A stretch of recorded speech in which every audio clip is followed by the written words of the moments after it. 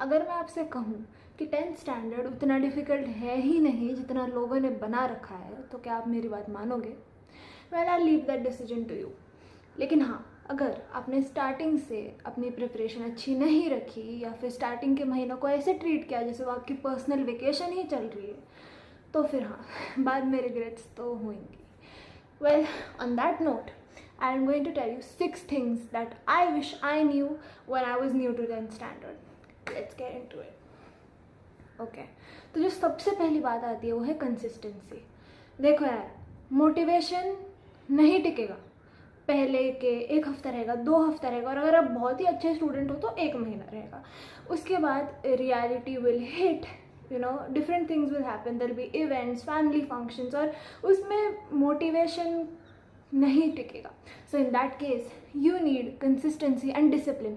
आपको रोज़ 10 घंटे पढ़ने कोई नहीं बोल रहा है, बट अगर आप स्टार्टिंग से लेके मार्च से लेके 1-2 घंटे भी डेली डेडिकेटेडली पढ़ोगे ना, तो trust me, it's all easy and it's just a piece of cake. But हाँ, आप अगर हफ्ते में एक बार 10 घंटे पढ़ के उसको छोड़ दोगे और अगला 1 हफ्ता उस बर्नआउट से रिकवर करने में छोड़ दोगे, तो फिर it's not going to work out. So better rely on consistency, not motivation. Trust me, this one was just a game changer, but I wish I had known it little sooner, क्योंकि starting में तो motivation high होता है, but as half yearlies hit, pre boards hit, everything just gets too much, and in that case you need your personal consistency and those habits which you build from the start of the year itself. So yeah, okay, moving on to weak subjects. देखो यार, हमारा सबका एक ना एक subject तो होता ही है जो हमको बिल्कुल पसंद नहीं है, and in my case it was chemistry. Yeah I can not tolerate that subject, but nonetheless मुझे वो पढ़ना पड़ेगा। इस बात से आप जितना जल्दी कंफर्टेबल हो जाओ उतना ही अच्छा है, बिकॉज अगर आप अभी नहीं पढ़ोगे तो बोर्ड एग्ज़ाम में वही सब्जेक्ट आपके मार्क्स लेके चला जाएगा और आप कुछ भी नहीं कर पाओगे तब।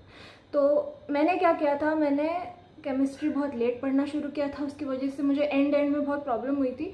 बट आई वुड सजेस्ट कि आपका जो भी वीक सब्जेक्ट होगा, for some people it might be SST, for some it might be maths, वो आप डे 1 से प्रैक्टिस करो, उसके एक्स्ट्रा क्वेश्चंस लगाओ, PYQs लगाओ, जो कर सकते हो करो, बट उस वीक सब्जेक्ट को वीक मत रहने देना बोर्ड एग्जाम तक, वरना it will cost you your marks and सिर्फ रिग्रेट ही बचेगा फिर, राइट।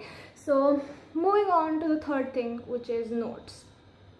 ओके, तो यूजुअली स्कूल्स में तो नोट्स मिलते ही है, बट वो छोड़ के अपने खुद के नोट्स बनाना बहुत ज़रूरी है now, specially that you have so much time, you have the full summer vacation, Diwali vacation, whatever. So you need to make your own notes, because if you write the content that you need to learn, it becomes a lot easier for you to retain it in the near future. So notes बनाना बहुत ही ज़्यादा ज़रूरी है। खुद के notes बनाओ, और ऐसे नोट्स बनाओ कि वो सच्ची में यूज़फुल हो। बस हमको यहाँ पे पिंटरेस्ट बोर्ड तो नहीं बनाना है ना, तो इतना ऐसा क्यूट सी नोट्स बना के कुछ फ़ायदा नहीं होने वाला है। Just make what you will actually use, make mind maps, make flow charts, write in your own words, use a little bit of Hindi, where you feel like I don't understand this completely in English, whatever suits you. So just make sure that you make your own notes, and especially utilize the summer vacation during April and May for doing this. And that is one thing that I really wish I had done, but I didn't do it. So please do it. Moving on to a slightly unrelated topic, which is your social life. देखो यार, 10वीं में आके आपको शायद हर एक birthday party, हर एक Diwali party attend करने का टाइम नहीं मिलेगा, या फिर ऐसा भी हो सकता है कि प्री बोर्ड्स के टाइम पे फैमिली में बहुत सारे फंक्शंस हो जो कि आप ना अटेंड कर पाओ, और ये सब बहुत नॉर्मल है, ठीक है। ज़रूरी नहीं है कि आपको हर एक फंक्शन में जाना ही है। ये जो फोमो होता है ना कि यार इस बर्थडे पार्टी में नहीं गया तो नहीं गई तो I will miss out on so much, please don't get into all of that. Just focus on your priorities, learn how to set your priorities, वरना वो नवंबर दिसंबर में जाके इतना बुरा हिट होगा ना आपको कि क्या ही बताए। सो प्लीज़ अभी से make peace with the fact कि you can not attend every single birthday party, every single family function that you have, and that is okay, right. You can always catch up with those people later on, but right now it is important to sort of focus on your studies, right? So yeah, make sure that you are comfortable with the fact कि ठीक है, I cannot go to this birthday party, I cannot meet my friends for a movie tonight, and that's fine. Yeah, so now the next one is the most important one, and that is solving papers. Listen, आप कितनी ही NCERT रट लो, आपको मतलब आपने हर एक solve example कर रखा हो, आपने हर इंटेक्स्ट क्वेश्चन कर लिया हो, लेकिन अगर आपने PYQs नहीं किए, आपने सैम्पल पेपर्स नहीं किए, आपने मॉक टेस्ट नहीं दिया, आपने टाइम्ड टेस्ट नहीं दिए ना, तो एग्ज़ाम में जाके आपके मार्क्स नहीं आएंगे, क्योंकि आपने रट तो लिया सब, लेकिन आपको लिखने की प्रैक्टिस ही नहीं थी. This is specially the case in SST or Hindi or science where you have to write so much. So I would suggest कि नवंबर दिसंबर तक टेस्ट लिखना शुरू कर दो, क्योंकि अच्छे से लिखने की प्रैक्टिस होना बहुत बहुत बहुत इंपॉर्टेंट है. So please make sure that you do not wait until January end और February और a week before your board exams to write your test. And also जो स्कूल में जैसे एग्ज़ाम्स होते हैं ना, यूनिट टेस्ट हो गया या फिर प्री बोर्ड्स हो गए, हाफ ईयरली हो गए, वॉट एवर, उनको सीरियसली लो. ऐसा मत करो कि हाँ मैं तो बोर्ड्स में अच्छे स्कोर कर लूँगी या कर लूँगा, अभी तो मैम एकदम मज़े मारना. No, do not do that. क्योंकि अगर आप पूरे साल का एंड में जनवरी दिसंबर में जाके पढ़ोगे तो नहीं होगा. तो please unit test, half yearly, pre boards जो भी होता है उनको सीरियसली लो. They matter, trust me, they matter. Okay, now moving on to the last point, which is your mental health. मेरे साथ क्या हुआ था जब मेरे प्री बोर्ड्स थे ना, तो I did not really feel good. Okay, it was like I was burnt out, I was stressed, I was exhausted, I did not know what to do, what resources to follow, when to study, how to study.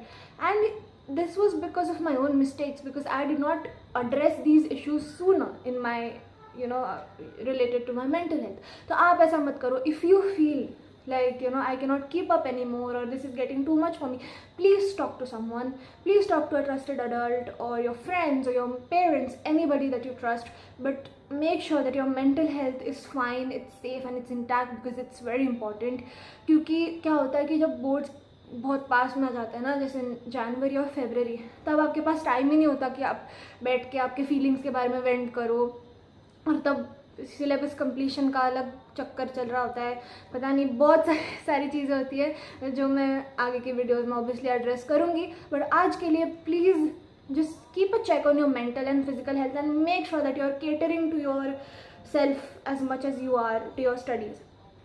अभी तो 10th बस start हुई है, so please enjoy this, but also make sure that you do not make these mistakes that I just pointed out right now. Trust me, it's a game changer. And I'd just like to finish off by saying कि 10th standard में perfection ज़रूरी नहीं है.